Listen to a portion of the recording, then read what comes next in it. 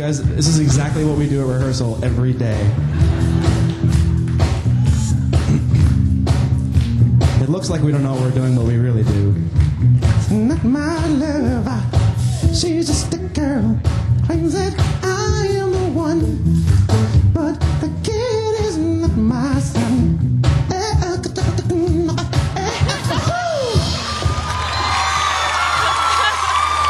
I'm ruining my career right now. And it feels good.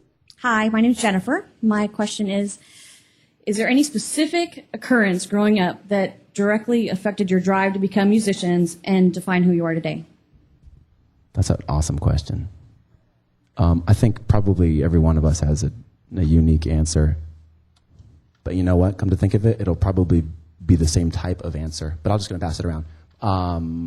Everybody in my family was either was doing something creatively inclined when I was growing up. So my mom was playing the piano and singing.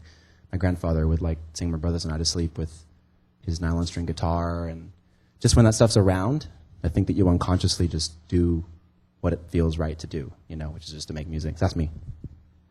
I just wasn't any good at sports, really. Okay, I take it back. Our answers are totally different. That's pretty much it. I remember my pops just brought home a drum kit one day. He was like, "You want a drum kit?" And I was like, yeah, and I forgot about it. And a couple months later, there was a drum set in the basement. I was like, oh. And then from then on out, I was going to school, telling the kids at school, I play drums. They're like, no, you don't. It's like, yeah, I do. They're like, no, you don't. It's like, go home and practice. And, now I'm here. I'll show them. Yeah, and I did. And all you kids out there that I went to school with, oh.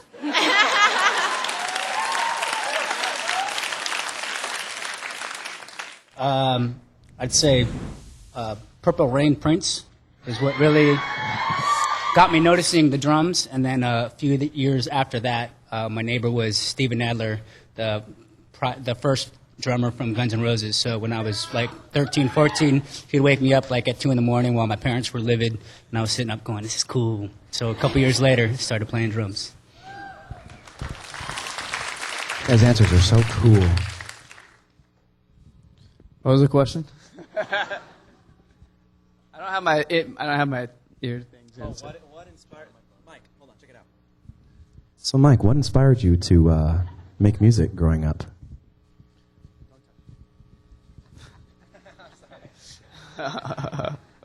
I grew up with music in my house. My mom is a musician, and both of my other siblings are musicians, and it just kind of, I don't know, I guess it just kind of smacked me in the face when I was real young. And I've been addicted to it ever since I was, born, pretty much. Not the most interesting answer, but suffice.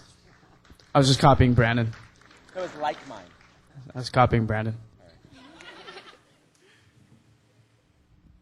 Yeah. Hey. Mine's pretty much similar. I grew up with music in the house, but there was no instruments in the house. My dad just liked to listen to a lot of music, so the only thing he listened to stuff on was a turntable. And I think by age 7, I had already taken it apart and put it back together. So I think that's when I knew I had a little knack to be a DJ. And then I saw Jazzy Jeff when I was 12 or 13 years old, and I was like, I got to do that. So, and being a DJ was cool because you got to listen to a lot of music and analyze it and break it down, and it sort of led to all this other stuff you see up here, too. Thank you for your question. Thanks. Hi, guys. My name is Cheryl Quo, and I wanted to know, what was your most embarrassing moment on stage? Wow. One time we were playing, it was the second time we ever played at the Whiskey A Go-Go in Hollywood, and we were teenagers, and our old bass player accidentally knocked me out and broke the bridge of my nose with his bass head. So if I would have been conscious, it probably would have been really embarrassing. So after the fact, it's really embarrassing because I was unconscious while they kept playing, and I woke up to somebody kicking me, get up, finish the song. And we finished the song, and I was bleeding. It was kind of cool. You? I was laughing. What's that? I was laughing. You supposed to be my friend. Embarrassing. Actually, probably the most embarrassing moment we've ever had on stage as a band is one of the first times we ever played in front of anybody. We were playing at a party, and I Jose Jose got up and tried to do a little lap around his drum set, like in this little break in one of our songs, and he ended up tripping over one of the stands and knocking pretty much his whole drum set over.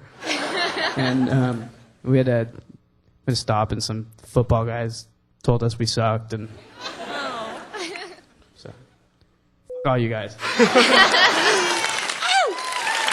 Good answer. I remember that. Remember we were loading the gear out? They're a nice band, high-fiving each other. We were like, we'll show them. I want to thank you guys for doing this. And my name is Peter Piper, and my question is, after decades of playing together, what are the challenges in keeping it interesting? And what inspires you guys to stay together and keep on playing music? It's a very interesting question, my friend. And Rogues is a great song, by the way. Thank you very much. Thank you. That's right. We've been a band. It's going to be this January, Mike? 16 some odd years? 15? Now it's 15. It's really weird because we've been talking a lot about it this lately, like in the past month, and we've actually figured out that we've been in this band for half of our lives, which is really strange. It's either really pathetic or really awesome.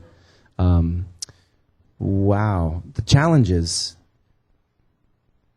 I don't know. The challenges are more self-imposed, I think, than necessarily external. A lot of people ask us, like, do you feel pressure from, like, you've been successful? Do you feel pressure to stay successful and this and that? And I don't think any of us have really ever indulged that external pressure at all. I think that we challenge each other and we want to continually get better as a band. But that's not the kind of thing that you, like, sit up at night stressing over. It's like, gotta get better. It's more just like we have a body of work that we can look at and reassess and pull it apart 100 ways.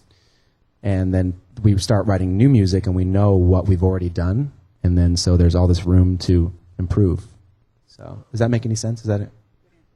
All right. I'm going to leave it at that.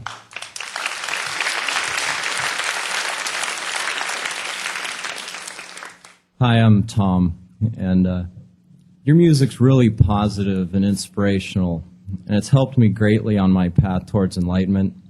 Thank you. I wanted to know, what can your fans do for you?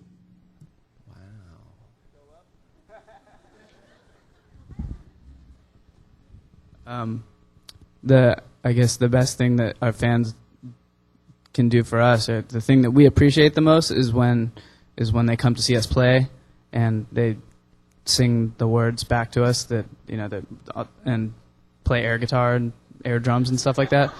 Like, that's really cool. That's kind of like the best thing ever, is like just playing music, that we wrote and just seeing how much it's done for people, or at least that's the impression that we've gotten from people like you who have told us that our music's helped them. So we all know that there are a lot of musicians that have kind of done that for us, like bands and different artists that we grew up listening to, that we feel really honored to be able to kind of, if we're able to even minutely do the same thing for other people, that's like, we've more than achieved any goal that we could set out to. So, thank you. Thanks.